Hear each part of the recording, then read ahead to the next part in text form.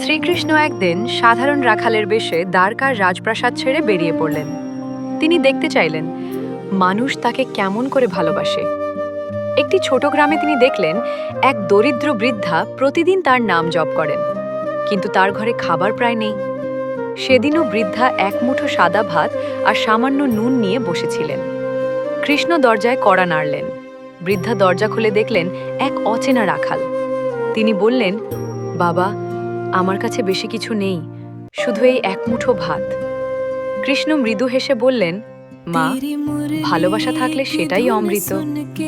বৃদ্ধান্না নিজের অংশ থেকেও অর্ধেক ভাত তাকে দিলেন। কৃষ্ণ তৃপ্ত মনে খেয়ে আশীর্বাদ করে চলে গেলেন। পরদিন সকালে বৃদ্ধা দেখলেন তার ছোট্ট ঘর ভরে গেছে ধান আর খাদ্যে। কিন্তু তিনি বুঝলেন আসল সম্পদ তো সেই শান্তি যা তার হৃদয়ে এসেছে। সেদিন তিনি উপলব্ধি করলেন ভগবান ভোগে নয়, ভক্তির টানে আসেন।